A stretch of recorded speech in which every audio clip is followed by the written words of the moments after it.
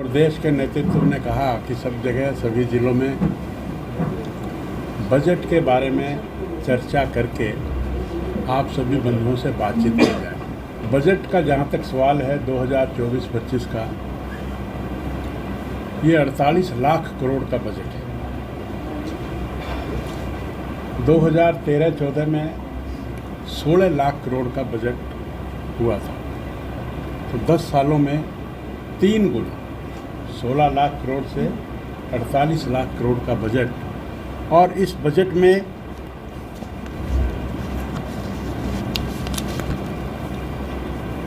सबसे बड़ी बात इंफ्रास्ट्रक्चर क्रिएटिविटी की है। किसी भी बजट में जो कैपिटल एक्सपेंडिचर होता है, जो इंफ्रास्ट्रक्चर को बनाने का बजट होता है, उसमें यदि हम खर्चा अधिक करते हैं तो कहते हैं कि देश के जो इकोनॉमिस्ट हैं बड़े बड़े, वो ये सब कहते हैं कि इंफ्रास्ट्रक्चर में, कैपिटल एक्सपेंडिचर में अगर बजट की परसेंटेज ज़्यादा हो तो वो बजट अच्छा माना जाता है। जितेंद्र जी भी बैठे हैं बड़े इकोनॉमिस्ट के रूप में, तो मैं समझता हूँ कि 18.2% का जो एक्सपेंडिचर इस बजट में है वो कैपिटल एक्सपेंडिचर में है। यानी कि देश में जो विकास की गति है, चाहे उसमें सड़कें बनवाने की बात हो, चाहे बिल्डिंग्स बनवाने की बात हो, चाहे नए नए प्रोजेक्ट लेने की बात हो, रेलें बनाने की बात हो, हवाई अड्डे बनाने की बात हो, ऐसे जो भी विकास में जो इंफ्रास्ट्रक्चर की बात है, उसमें ये 18.2% का अगर खर्चा बजट का उसमें एलोकेट किया जाए तो सबसे बड़ी उपलब्धि मैं समझता हूँ नरेंद्र मोदी जी की सरकार की, हमारी बहन निर्मल सीतारमणैया की, तो जो सबसे बड़ी उपलब्धि जो है वो ये है। दूसरी बात, फिस्कल डेफिसिट, 15वां वित्त आयोग, उसका ये कहना है कि अगर किसी भी सरकार में फिस्कल डेफिसिट अगर 3% या उसके अराउंड जीडीपी का, तो उसको एक बैलेंस्ड बजट कहते हैं। जैसे हम कोई भी जो राजकोषीय जिसको घाटा कहते हैं, हम 3% की जीडीपी की अगर 3% में रहें तो उसको हम ये कह सकते हैं कि ये बड़ा बैलेंस्ड वो है। और मैं समझता हूँ कि इस देश की जो जीडीपी है वो 326 लाख करोड़,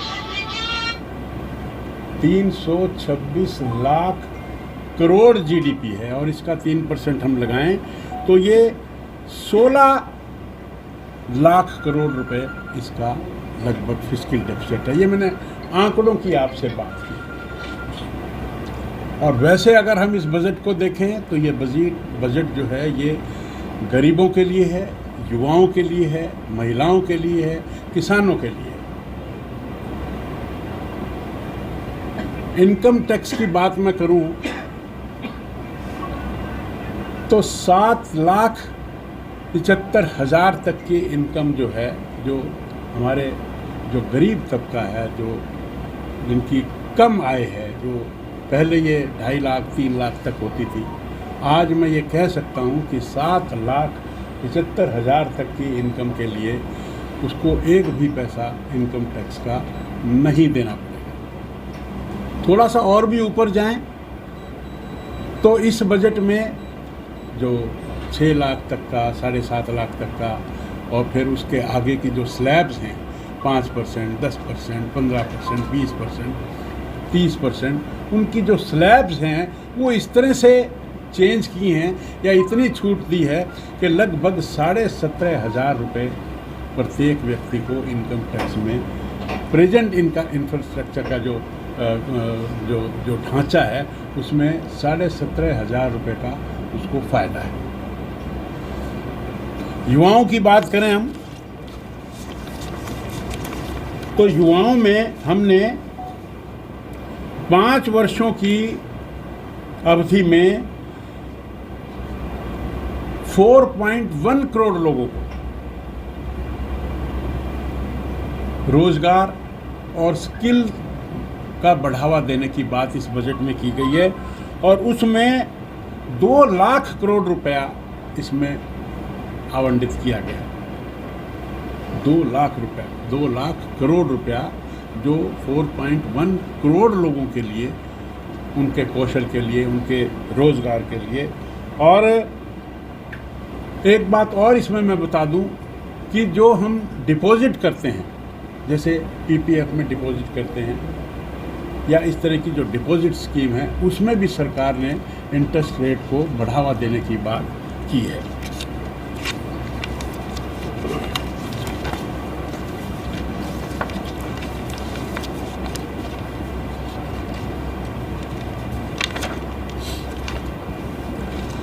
जहाँ तक महिलाओं का सवाल है, महिलाओं के लिए जो लखपति दीदी की बात माननीय मोदी जी करते हैं, ऐसे उसमें 3 करोड़ महिलाओं को लखपति दीदी बनाने का इसमें प्रावधान किया गया है और उसके महिला सशक्तिकरण के लिए 3 लाख करोड़ रुपया इस बजट में से रखा गया है।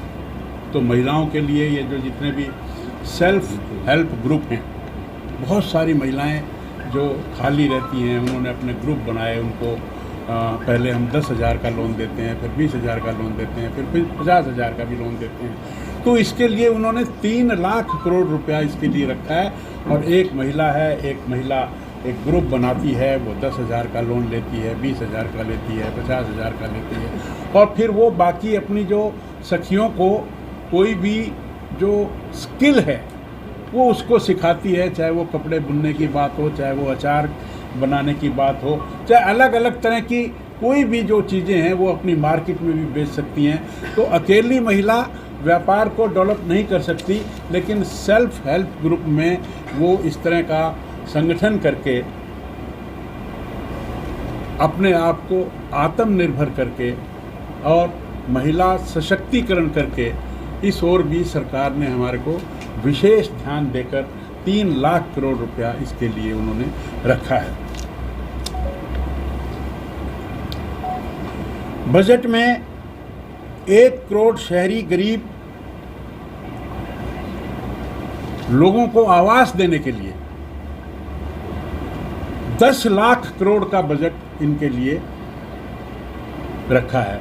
मतलब जो रोटी कपड़ा और मकान हम लोगों को, जो गरीब लोग हैं, जो माननीय दीनदयाल जी का हमारा एक सपना भी है कि जो समाज में पंक्ति के आखिरी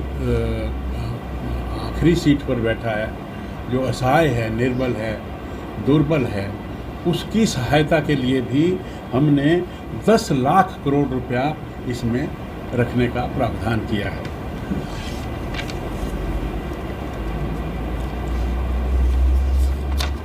एक और युवाओं के लिए जो बात की उन्होंने, इंटर्नशिप,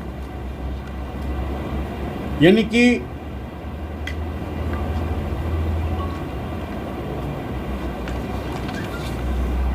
1 करोड़ लोगों को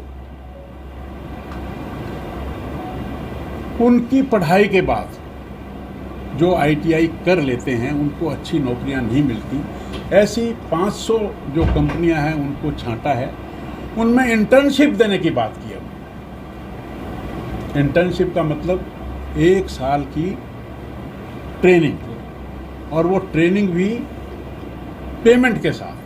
पहले साल उनको 6,000 रुपये मिले और फिर बाकी 11 महीने 5,000 रुपये उनको दें। ऐसे करके लगभग इसमें भी 1.5 लाख करोड़ रुपया आवंटित किया है भारत की सरकार ने। तो ऐसी मित्रों अनेक उपलब्धियां, बहुत सारी। MSME में किसानों के लिए MSP में बढ़ावा देकर इस बात को इंश्योर किया है कि उनकी रिटर्न 1.5 गुना हो, कम से कम 1.5 गुना लाभ उनको हो किसानों के लिए। और किसानों के लिए ऋण की व्यवस्था है, फसल अगर खराब हो जाती है उसकी व्यवस्था है। ऐसी अनेक बातें किसानों की फ़ायदे के लिए भी हमारी भारत की सरकार ने, नरेंद्र मोदी जी की सरकार ने उसमें बात रखने की बात की है।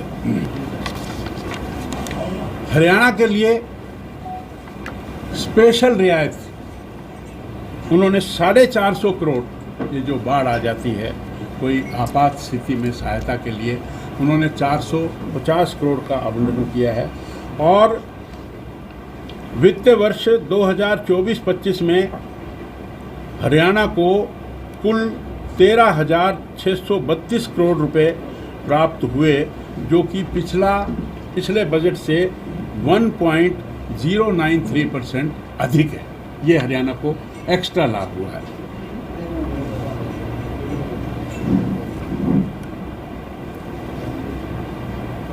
सामाजिक क्षेत्र में भी हरियाणा को पहले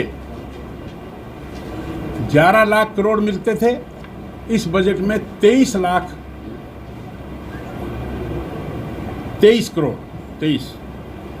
11 लाख करोड़ मिलते थे और इसमें 23 लाख करोड़ रुपए मिलने का प्रावधान है। और इसी तरह से हेल्थ में भी 2.25 पहले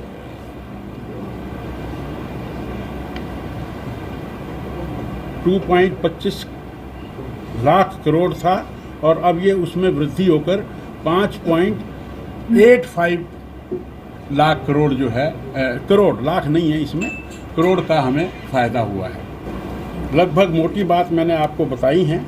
और इसमें शहरों के विकास के लिए 14 बड़े शहरों में 30 लाख से जो अधिक आबादी हैं उनको भी स्पेशल विकास किया जाएगा, ये बात भी इस बजट में कही गई है। देखिए, जब पिछली सरकार जो हम पर दोषारोपण कर रही है, ये उस समय का अगर हम देखेंगे तो कितने डॉक्टर्स खाली थे। हमने तो हमारी सरकार आने के बाद ये घोषणा की कि हम हर ज़िले में मेडिकल कॉलेज खोलेंगे, और जब वो गए थे तो उस समय 2 मेडिकल कॉलेज थे, आज 15 मेडिकल कॉलेज हैं। अब 15 मेडिकल कॉलेज खोलने में और कुछ प्रोसेस में, अब उनका जो डॉक्टर निकलेगा उसमें भी 8-10 साल लगते हैं। कोई मेडिकल कॉलेज है, पहले उसके लिए ज़मीन देखी, ज़मीन देखने के बाद उसको उसमें वहाँ बिल्डिंग बनाई, बिल्डिंग बनाने के बाद उसको शुरू किया, शुरू करने के बाद भी 5 साल के बाद वो MBBS करता है, 5 साल के बाद 3 साल के बाद PG करता है, तो 8-9 साल लगते हैं। मैं समझता हूँ कि इससे बड़ी उपलब्धि देश की आज़ादी के बाद या हरियाणा 1966 के बनने के बाद क्या किया उन्होंने। हमने 15 मेडिकल कॉलेज चला दिए, इनके रिजल्ट्स आएंगे ना, आने शुरू हुए। तो हेल्थ में इससे बड़ा मैं समझता हूँ कि और कोई काम कभी भी वो सोच भी नहीं सकते कि 15 मेडिकल कॉलेज हो जाएंगे। और आज 3-4 मेडिकल कॉलेज तो लगभग बनकर तैयार हैं, उनका उद्घाटन होना है, लेकिन वो भी डॉक्टर जब लाएंगे तो उसमें 5 साल लगेंगे। तो डॉक्टरों की उपलब्धि कमी हम शुरू से मानते हैं, उसको हमने पूरा करने का एक प्रयास किया है, निरंतर जारी है और उसमें हमें उपलब्धि हो रही है। स्ट्राइक का क्या स्ट्राइक जो चल रही है? हाँ, स्ट्राइक की उनकी कुछ मांगे थी और उन पर सहमति बन गई है, और मैं समझता हूँ कि कल या परसों ये स्ट्राइक विड्रा भी हो गई है, आपकी जानकारी में भी होगा। 2 दिन में हमने, देखिए 2 दिन में हमने समस्याओं को सुलझाकर आपसी सहमति बनाकर हमने स्ट्राइक को विड्रा किया है। कल भी NHM कर्मचारी है, NHM और नर्सिंग ऑफिसर अभी हड़ताल पे हैं। कोई बात नहीं, उनसे भी बातचीत करेंगे, उसको भी दूर करेंगे। वो हमारे बच्चे हैं, हमारे छोटे भाई हैं। थोड़ी डेमोक्रेसी में कुछ प्रॉब्लम्स हुआ ही करती हैं, उनको हम सुनेंगे, उनको दूर करेंगे। और हमने डॉक्टर्स की 4 समस्याएं थी, उन 4 की 4 समस्याओं को हमने एमिकेबली आपस में टेबल पर बैठकर 2 दिन में दूर किया है। तो इनकी समस्याएं कितने दिनों में दूर कर दोगे? जल्दी दूर कर देंगे।